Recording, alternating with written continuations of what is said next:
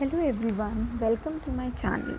आज हम पढ़ने वाले हैं unit 1 lesson 2 the raven and the fox. तो सबसे पहले जानते हैं रेवन क्या होता है। रेवन एक बर्ड होती है जो क्रो की तरह होती है, राइट, एक कौवे की तरह होती है।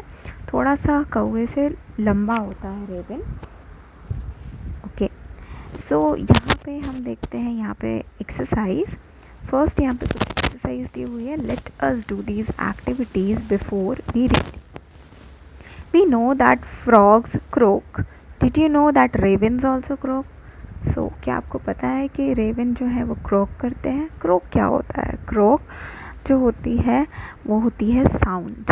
ओके, क्रोक होती है साउंड। कैसी साउंड? एक आवाज़ जो हमें कानों को सुनने में अच्छी नहीं लगती, एक कर्कश आवाज़, उसे हम क्रोक कहते हैं। Okay, second is which animal is shown to be cunning in stories? Circle the correct answer. Cunning क्या होता है? cunning का मतलब होता है clever. ओके, क्लेवर मतलब कि चालाक। तो ज़्यादातर अगर आप स्टोरीज़ पढ़ेंगे, ज़्यादातर स्टोरीज़ में कौन से एनिमल ऐसा होता है जिसको कनिंग या क्लेवर दिखाया जाता है? टाइगर को नहीं, फॉक्स को या बियर को? सो यस, फॉक्स को जो है क्लेवर दिखाया जाता है, right. Let us read. Mister raven was perched upon a limb and Reynard the fox looked up at him. Okay, so Mr. Raven कौन है? एक crow, right? Mr. Raven was perched upon a limb. Perched का मतलब क्या होता है? Sat. Okay, S-A-T, sat मतलब बैठना। तो मिस्टर रेवन कहाँ पर बैठे थे? Upon a limb. Upon a limb, limb का मतलब होता है ब्रांच, किसी भी ट्री की ब्रांच, ठीक है। तो मिस्टर रेवन बैठे थे एक ब्रांच के ऊपर।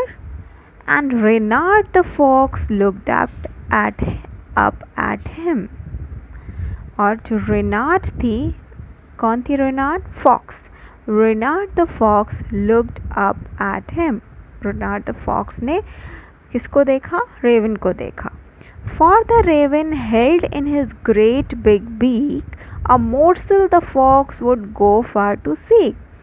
तो रेवन ने अपनी बिग बीक पे, बीक क्या होती है? चोंच, राइट। अपनी चोंच पे एक मोर्सल रखा हुआ था। मोर्सल क्या होता है? फूड, एक पीस ऑफ फूड, या हिंदी में हम उसे बोलेंगे निवाला। Okay, so a piece of food जिसको हम बोलेंगे मोर्सल रखा हुआ था अपनी बीक पे। Fox would go far to seek, जिसके लिए फॉक्स जो है हर तरीके से उसे पाना चाहती थी। सीक मतलब टू गेट समथिंग। ओके, तो वो पाना चाहती थी किसको? मॉर्सल को, एक फूड को। Said the fox in admiring tone, my word, Sir Raven, you are a handsome bird. So fox ने क्या कहा? एडमायरिंग टोन में कहा, एक बहुत ही अच्छी सुंदर सी फंसाने वाली आवाज़ में उसने रेवन को बोला कि you are a handsome bird. Sir raven, you are a handsome bird, आप काफ़ी हैंडसम बर्ड है। Such feathers, if you would only sing, the birds of these woods would call you king.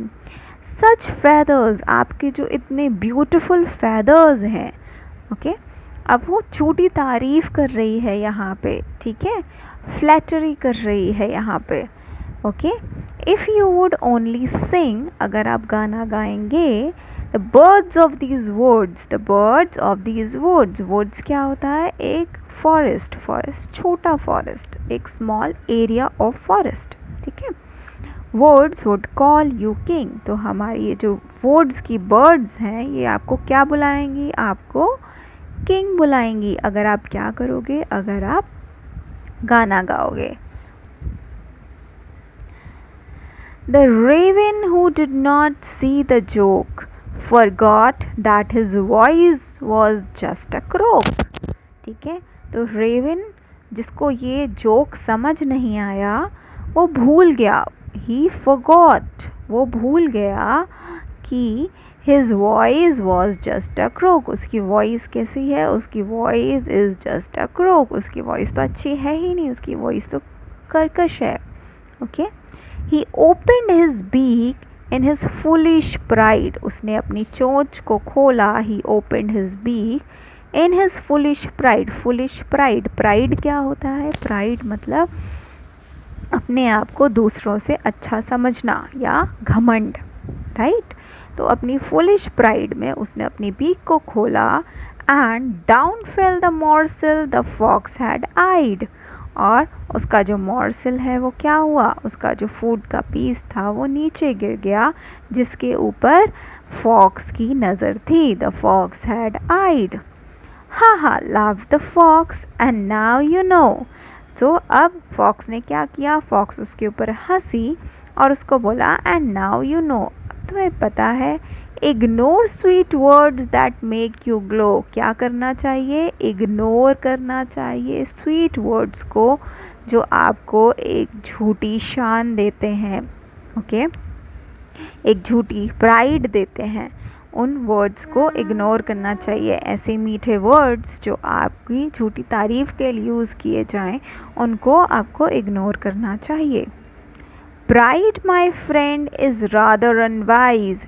वो क्या कहती है? बोलती है प्राइड माई फ्रेंड, मतलब जो घमंड है अपने ऊपर कि हाँ मैं सबसे अच्छा हूँ, दूसरों से अच्छा हूँ, वो बिल्कुल भी अच्छा नहीं होता. वो बहुत ही ज़्यादा अनवाइज होता है. I am sure this teaching is quite a surprise. तो वो क्या बोलती है? मैं श्योर हूँ कि ये टीचिंग तुम्हारे लिए क्या है? एक सरप्राइज़ है. क्यों है सरप्राइज़? क्योंकि रेवन क्या था? रेवन था फुलिश, क्लेवर तो था नहीं. तो उसके लिए ये टीचिंग सरप्राइज़ है, क्योंकि उसने सोचा ही नहीं था कि वो जो फॉक्स की फ्लैटरी है, फॉक्स की जो झूठी तारीफ़ है, उसमें फंस जाएगा. और जैसे ही वो अपनी बीक को खोलेगा, उसका फूड नीचे गिरेगा और जो फॉक्स है वो उसको लेकर के चली जाएगी. ओके. सो इसलिए ये टीचिंग उसके लिए क्या है? सरप्राइज़ है, क्योंकि वो फूलिश है, क्लेवर नहीं है. ओके. यहाँ पे हम करते हैं एक्सरसाइजेस इस लेसन की. सो फर्स्ट क्वेश्चन है fill in the blanks by choosing the correct option. First क्या है? Stanza 1. Mister Raven is a dash. Mister Raven क्या थे? मिस्टर रेवन थे एक bird, right. The name of the fox is Raven और Reynard. Fox का नाम क्या था? Reynard, right. Third, Mister Raven had dash in his beak. तो मिस्टर रेवन की बीक पे क्या था? अ बंच ऑफ लीव्स या अ फूड और a piece of food. Yes, a piece of food. The fox calls the raven a dash. Fox क्या बोलती है रेवन को? फुलिश बोलती है, गुड लुकिंग बोलती है? गुड लुकिंग बोलती है. क्यों? क्योंकि वहाँ पे वो उसकी एक झूठी तारीफ़ कर रही थी. The fox ask the raven to dance sing. किस फॉक्स क्या बोलती है रेवन को? डांस करने के लिए या सिंग करने के लिए? यस, सिंग करने के लिए, right. The raven and the fox live in the dash. Raven और फॉक्स कहाँ रहते थे? वुड्स में रहते थे, right. Come to stanza 3. Stanza 3 में first one is the raven dash that he croaked. क्या हो गया था? रेवन भूल गया था, फॉरगॉट कर गया था कि वो क्रोक करता है, उसकी आवाज़ अच्छी नहीं है. The raven opened its beak to dash. Raven ने किस लिए बीक खोली थी अपनी? गाना गाने के लिए, to sing. The dash fell down. The food fell down. Stanza 4. The fox dash ate the raven. Fox ने क्या किया? Fox laughed at the raven. It's not dash to be too proud of oneself. It's not wise to be proud of oneself. बहुत ज़्यादा अपने ऊपर घमंड करना अच्छी बात नहीं है. The raven learnt a dash. Raven learnt a lesson. ठीक है, एक लेसन सीखा था रेवन ने. ओके. ओके, सो यहाँ पे हम आते हैं question number 2. Read the poem again and match the words in column A with their meaning in column B. तो यहाँ पे हमें क्या करना है, कॉलम ए में वर्ड्स दिए हैं और कॉलम बी में मीनिंग दिए हैं, जिसे हमें मैच करना है. ओके, सो आइए हम इसको करते हैं. तो फर्स्ट दिया है पर्च्ड. पर्च्ड का मतलब क्या होता है, बैठना, राइट. तो यहाँ पे दिया हुआ है set on a branch. So perched means set on a branch. Morsel. Morsel क्या था, morsel था एक small piece of food. So यहाँ पे a small piece of food. Seek. Seek का मतलब क्या होता है, किसी चीज़ को पाने की इच्छा करना या किसी चीज़ की तरफ देखना कि मुझे ये चाहिए है, मुझे ये चीज़ पाना है. So to look for something. Pride. Pride क्या होता है, घमंड करना, अपने आप को दूसरों से ज़्यादा बेटर समझना. So pride, feeling that you are better than others. Eyed. Eyed का मतलब किसी चीज़ को इंटरेस्ट के साथ देखना. Okay, so looked with interest at something. Limb. Limb क्या होता है, branch. Okay, branch of a tree. Woods. Woods क्या होती हैं, a small area of forest. Okay, so a smaller area of forest with similar kind of trees. तो वो होते हैं woods, right. नेक्स्ट यहाँ पे दी हुई है ये exercise, let us think and reflect. इसमें हमें क्या करना है, हमें इन पिक्चर्स को नंबरिंग देनी है कि सबसे पहले कौन सा इंसिडेंट हुआ होगा. सो सबसे पहले जो हमें पिक्चर दी हुई है, यहाँ पे एक फॉक्स बैठी हुई है और क्रो जो है वो कुछ फूड लेके ब्रांच पे बैठा है. सेकंड नंबर की पिक्चर पे जो फॉक्स है वो जो है भाग रही है उस खाने के टुकड़े को लेकर के, और जो क्रो है उसकी तरफ देख रहा है. ओके, थर्ड नंबर की पिक्चर पे crow is sitting with a morsel. Okay, वो एक फूड के साथ में बैठा हुआ है. And the fourth one is कि जो फॉक्स है वो देख रही है क्रो को. so, सबसे पहले क्या होगा कि क्रो को एक फूड का टुकड़ा मिलेगा. So this will be number 1. Then crow जाकर के ब्रांच पे बैठ गया. 2. उसके बाद जो फॉक्स है वो देख रही है क्रो को, राइट, कि उसके बीक में खाना है. सो this will be number 3. End of course उसने क्रो से खाना ले लिया और अब ये भाग रही है, तो ये हो गया number 4. So 2, 4, 1 and 3. Okay, now read the question number 2. Read the following lines and answer the question that follow. Sir Raven, you are a handsome bird. Such feathers, if you would only sing, the birds of these woods would call you king. So first question है इसका, such feathers refers to dash feathers. किस तरीके के feathers बोले गए हैं यहाँ पे, shiny and beautiful, black and dull, grey and long, short and unattractive. So yes, यहाँ पे बोले गए हैं shiny and beautiful, क्योंकि वो यहाँ पर तारीफ कर रही थी. सेकेंड क्वेश्चन देख लेते हैं इसका, why would the birds of the woods call the raven king. तो क्यों रेवन को किंग बुलाएंगी बर्ड्स वुड्स की, क्योंकि वो गाना गाएगा. Okay, so the birds of the woods call raven king if he sang.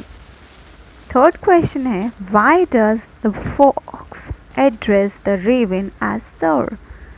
क्यों उसको सर बोला था रेवन को फॉक्स ने, रेवन को फॉक्स ने सर बोला था क्योंकि वो उसकी एक झूठी तारीफ कर रही थी. Okay, so the fox address the raven as sir out of flattery, out of flattery. Okay, अब सेकेंड वाला क्वेश्चन देखते हैं. The raven who did not see the joke forgot that his voice was just a croak. He opened his beak in his foolish pride. Okay, why did Raven open his beak? The Raven opened his beak to sing. Okay, second is complete the following with one word. from the given lines. Fox is clever. Raven क्या था? Raven था foolish, right? Fox clever थी, so Raven was foolish. Okay. Third question है, why does the raven forgot that his voice is just a croak? So क्यों भूल गया था raven कि उसकी आवाज़ croak है? The raven forgot that his voice is just a croak due to his pride. Due to his pride. Okay. Fourth क्या है? How does Reynard make the raven sing? रेनार्ड ने रेवन को कैसे गाना गाने के लिए बोला? एक छोटी तारीफ करके, right? So the Reynard make raven sing out of flattery. He uses words like king to flatter raven. Okay. Next question है, why does Reynard say that pride is not wise? Okay. So Reynard ऐसा क्यों बोलती है? Reynard say that pride is not wise as too much pride leads to loss or suffering. ठीक है. जो बहुत ज़्यादा प्राइड करते हैं अपने आप पर, वो हमेशा उनका क्या होता है? लॉस होता है या सफ़र करते हैं वो. So too much pride leads to loss and suffering. Sixth question है, give one reason why the teaching is quite surprise. So teaching क्यों surprise थी? Because raven is not as clever as fox is, right? So raven क्या था? clever, fox की तरह clever नहीं था. So इसीलिए उसके लिए teaching क्या थी? surprise थी. Now the seventh question क्या है? Imagine someone praises you too much, how would you react? तो ये क्वेश्चन आपके लिए है कि अगर कोई आपको बहुत ज़्यादा प्रेज़ करता है, बहुत ज़्यादा आपकी तारीफ़ करता है, तो आप कैसे रिएक्ट करेंगे? ओके. तो इसका आंसर आपको करना है. उसके बाद हम चलते हैं हमारे नेक्स्ट पेज पे. सो नेक्स्ट पेज पे जो हमारी एक्सरसाइज है वो है ये, study the underlined words in the pome. First, for the raven held in his great beak. The word big and beak begin with the same sound, that is b. B. Okay. The song of sweet birds. यहाँ पे क्या है? ये दोनों भी जो है same sound से हो रहे हैं स्टार्ट. अब यहाँ पे दिया हुआ है एलिट्रेशन. एलिट्रेशन जानते हैं एलिट्रेशन क्या होता है? Alliteration is repetition of consonant sound at beginning of words. Alliteration होता है repetition of consonant sound. Okay. So दो तरीके के साउंड होते हैं, एक वावल साउंड होता है और एक कॉन्सोनेंट साउंड होता है. तो जब कॉन्सोनेंट साउंड का रिपीटेशन होगा उसको हम एलिट्रेशन बोलते हैं. When two or more words together begin with the same sound, it is called alliteration. ठीक है. जैसे कि साथ में जब दो वर्ड्स यूज़ किए गए हों, big beak and song of sweet birds. तो जब यहाँ पे दोनों सेम कॉन्सोनेंट साउंड के वर्ड्स यूज़ किए गए हैं तो उसको हम बोलेंगे alliteration. Okay. Now pick another example of alliteration from stanza 2. Okay. Now अब हम थर्ड वाला क्वेश्चन देखते हैं जो एलिट्रेशन के स्टैंजा 2 से जो एग्जाम्पल्स देखने हैं ये आप खुद ढूंढेंगे. थर्ड नंबर का क्वेश्चन देखते हैं. Choose the correct opposites from the box given below and complete table. There are 2 extra words that you will not need. तो यहाँ पे टेबल में कुछ वर्ड्स दिए हुए हैं जिसको हमें ऑपोजिट्स में लिखना है. 2 वर्ड्स हैं जो कि क्या है? एक्स्ट्रा है. ओके. ओके. सो हम यहाँ पे पहले वर्ड्स रीड आउट कर लेते हैं. Wise, happy, humility, flu, remembered, notice, dim, cried and silly. सबसे पहला वर्ड है यहाँ पे पर्च्ड. तो पर्च्ड का मतलब होता है बैठना, राइट? तो इसका ऑपोजिट क्या होगा? इसका ऑपोजिट हो जाएगा हमारा फ्लू. ओके, इसका ऑपोजिट हो जाएगा हमारा फ्लू. forgot, forgot भूल जाना, सो remembered मतलब कि याद रखना. foolish, foolish मतलब बेवकूफ़, सो इसका मतलब हो जाएगा वाइज. pride, pride का क्या होगा? pride का होगा humility. ठीक है, प्राइड मतलब अपने ऊपर अपनी तारीफ करना, और ह्यूमिलिटी का मतलब होता है बेइज्जती करना. लाफ्ड, लाफ्ड का ऑपोजिट क्या हो जाएगा? क्राइड. ओके, नाउ नेक्स्ट है इग्नोर. इग्नोर करने का क्या होगा ऑपोजिट? नोटिस करना, राइट. सो इग्नोर का हो जाएगा हमारा नोटिस करना. Okay, use any 4 words from the table given above to make sentences of your own. So किसी भी 4 वर्ड्स के हमें sentences फ्रेम करने हैं जो अभी हमने जिनके ऑपोजिट किए हैं. Now come to the next page.